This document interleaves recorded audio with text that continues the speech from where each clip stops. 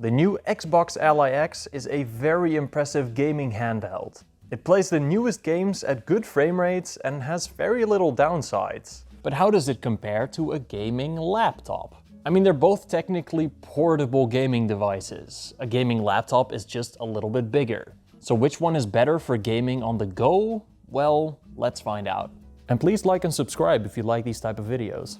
From the outside, these are obviously two very different machines. The Xbox Ally is a handheld, mainly made of plastic and pretty lightweight for what it can do. It's basically just a very thick Nintendo Switch.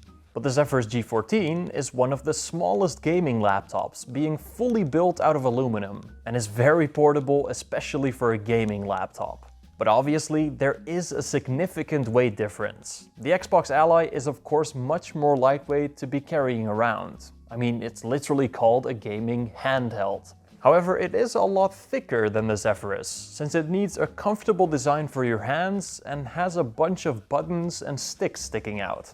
So a laptop is actually easier to put in your bag, since it's less vertical. Sure, you can put the Ally in a custom case, but it would still be pretty thick for a smaller sized bag. And obviously, you can use a laptop for work, since it has a regular keyboard and touchpad, while you can only really navigate Windows on the Ally through its touchscreen. And unless you want to pull your hair out, let's not do that for too long. Now, two vastly different form factors means very different specifications. A gaming laptop has a dedicated GPU, while a gaming handheld uses a powerful integrated GPU. A gaming laptop's GPU has a set amount of VRAM, but on the Xbox Ally, you can actually choose yourself how much of its shared RAM goes to the CPU and how much goes to the iGPU. This is definitely a positive for much more VRAM intensive games. I mean, you can just change this number on the fly depending on which game you're playing.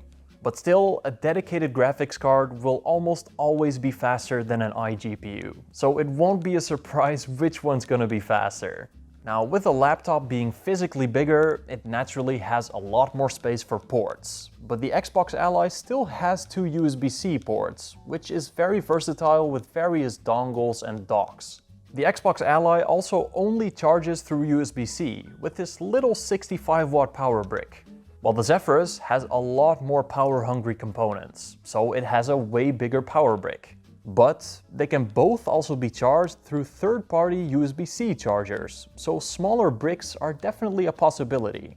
But the Zephyrus is limiting its components this way, because it simply can't receive the amount of power it needs through these smaller bricks. Now, like I said before, these two have very different means of input. The Xbox Ally has some buttons and sticks, but the only way you can navigate Windows is through its touchscreen.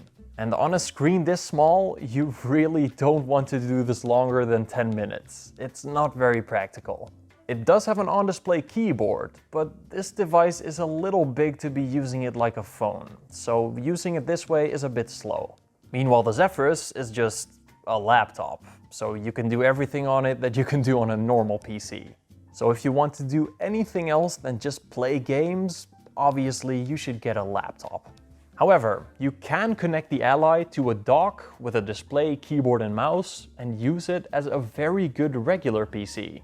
But then again, you'd still be stuck to one place, while you can use a laptop in a bunch of different places.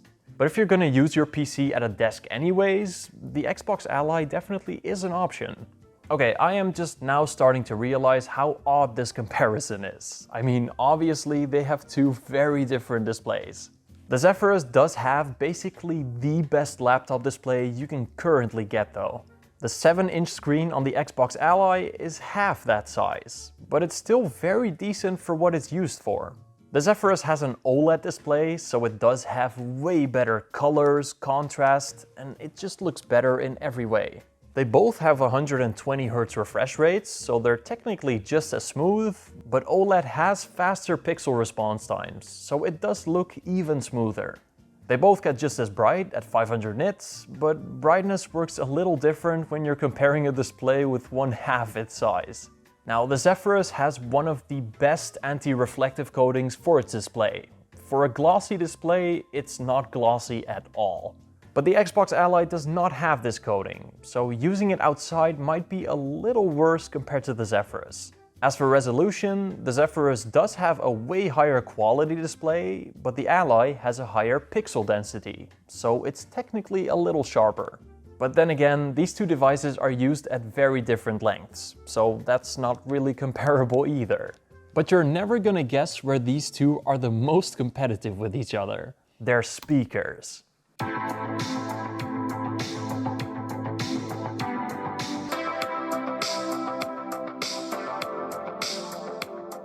I mean, damn, does this little thing make some noise. The Zephyrus does still have a lot more volume and has a little more bass since it has dedicated subwoofers, but the fact that they both sound this good is super impressive. Especially for the Ally. I have never heard this kind of sound out of such a small device.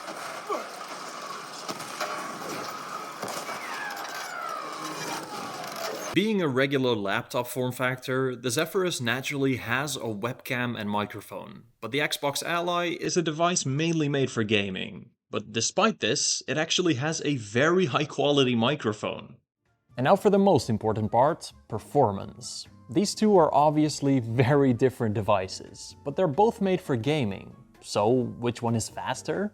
In Cinebench R23, it's actually really impressive how close the Ally gets to the Zephyrus, especially in single-core performance. Its CPU performs basically like a 2024 gaming laptop, which is way better than I expected. But in 3D Mark TimeSpy, we see what all that extra power provides on the Zephyrus. Graphics cards simply need a lot of juice. But benchmarks do not do the Ally any justice. This thing is made for gaming, so let's play some actual games. Ik denk het niet. Ik heb iemand dat zien doen en dat is het niet de Bij launch tenminste, misschien is het weggehaald of zo. Maarten, sorry.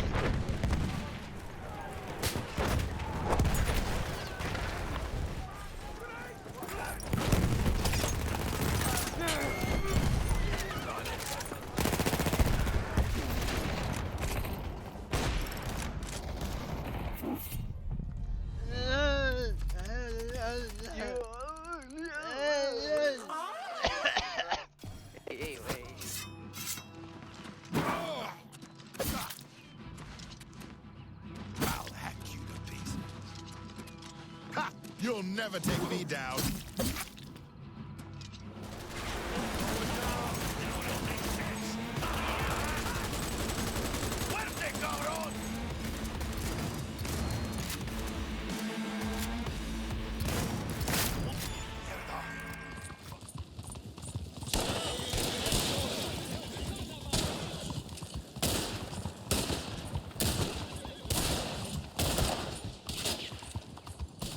Alright, it's not a surprise that the Zephyrus obviously performed a whole lot better. Even at a way higher resolution, the Zephyrus gets double or even triple the frame rates that the Xbox Ally gets. It simply has a way faster GPU. But this is actually a very unfair comparison so far. I mean, the Xbox Ally X is specifically made to play games on battery. And I just showed you gaming performance while plugged in, since that's the way every gaming laptop works. But let's see what happens when we unplug them both. In Cinebench R23, yeah, suddenly it's a lot closer, isn't it? And the Ally actually beats the Zephyrus in single-core performance, which is very important for gaming. And in 3D Mark TimeSpy, it also gets a lot closer. Gaming laptops are just not made to play games on battery. And when we try to play a game on both of them unplugged, on the Xbox Ally, performance stays almost identical in the turbo profile, so pretty much a steady 60 FPS. But when we unplug the Zephyrus, we're basically choking it. It becomes very power limited and it runs downright unstable. Yes, you can technically get higher frame rates and a little more stability if you tweak a couple of settings, but the whole point here is that the Xbox Ally straight up outperforms this powerful gaming laptop on battery. And more importantly, without tweaking some very specific settings. You straight up just unplug it and it performs well. But none of that matters if your battery runs out, right? So which one of these lasts longer? Well, I did a lot of battery testing for the Xbox Ally in my full review, so if you want some more detailed numbers, please check that out. But let's just quickly compare these two. First, I ran a very light YouTube playback test. Their displays were at full brightness, at 60 Hz, and in their silent profile. And the Xbox Ally lasted a lot longer. Like a whole lot. I mean, it does have a smaller display, so it obviously needs a lot less power. But these are gaming devices. So how long do they last in some actual games? Well, I tested them in Battlefield 1 and used the same settings as before.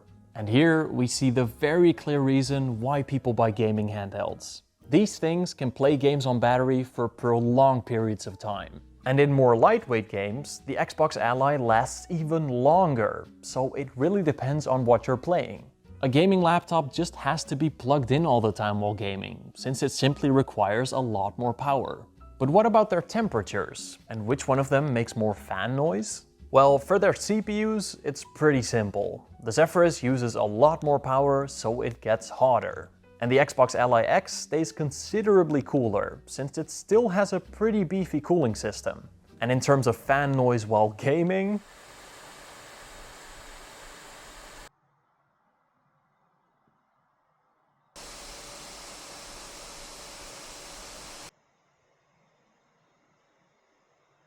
yeah, it's not even close. You can barely even hear the Ally. You can make the Zephyrus G14 quieter by putting it in the silent profile, but that also makes it a bit slower. But on the Ally, the silent profile makes it, well, actually silent. Now both of these are pretty small devices, so they don't have a lot of upgradeability. But the Zephyrus simply has more space. They both do have a single M.2 SSD slot, which can be upgraded, but only the Zephyrus has an upgradable Wi-Fi card. Unfortunately, they both have soldered RAM though. The Zephyrus is just too thin to have that option. They both also have micro SD slots, which is technically upgradable storage, but I'm pretty sure Steam will execute you if you play Battlefield 6 from flash storage. But believe it or not, their biggest difference has yet to come: their pricing. The Xbox Ally X is on the expensive side for a gaming handheld, especially when you compare it to the base model Steam Deck. But the regular non-X Xbox Ally is actually considerably cheaper. It is a bit slower though. But when we compare that to this model of the Zephyrus, suddenly expensive has a brand new meaning. Even the cheapest Zephyrus G14 with an RTX 5060 is about double the price of the top spec Xbox Ally X. Gaming laptops are simply a lot more expensive, and that's mainly the fault of the Nvidia chips sitting in here. Which brings us to our conclusion. Which one should you get? A gaming handheld or a gaming laptop? Well, surprise, surprise, these two serve two very different purposes. The Zephyrus G14 is by far the best small gaming laptop that money can buy. It does basically everything right. It's built incredibly well, has a beautiful screen, the best of the best speakers, and is still very powerful for its size. But gaming laptops are just not made to play games on battery. They're too power hungry for that. Meanwhile, the Xbox Ally is literally made for that. It performs extremely well for such a small device, be it plugged in or on battery. And it does all of this while staying cool, quiet, and not super expensive. So here's my advice. If you do more than just play games on a computer, get the Zephyrus. Because a classic laptop form factor is a lot better for everyday use. But if you just want to play games on the go, get the Xbox Ally. Because it performs great on battery and even lasts quite long. But the part that should impact your decision the most is whether you like playing on a controller or not. Because if you're used to playing games on mouse and keyboard, you're gonna suck at playing on the Xbox Ally. This is a pretty long learning curve, and it does ruin the experience for a lot of people. So if you don't like controllers, just get a Zephyrus and always sit next to a power plug. Now let me give a huge shout out to my YouTube members. Soundwive, Thomas, Inky, Mr. Frosty Dude, Dropzone1, Martijn Snijkers, Flimsy, Aki, Disco Volante, Daniel, Mr. Nuke, Sebastian, Christian Sands, Real Elf, Toasted, Eric the Red, Wesley Rhodes, Michael, Ghost Data, Anu Gedar, Abdullah and Ravi. If you become a YouTube member, you get early access to content of mine, a shout out at the end of every video, and you'll also be supporting me as a creator to make these videos. And of course, you'll also be part of the Cool Guys Club. so you can use cool emojis like these in the comment section. So join the club if you're interested. And I will see you all in the next video. Bye bye. On this day, I go to Sovngarde. I've been waiting for ROG Zephyrus execution. Talk to me later.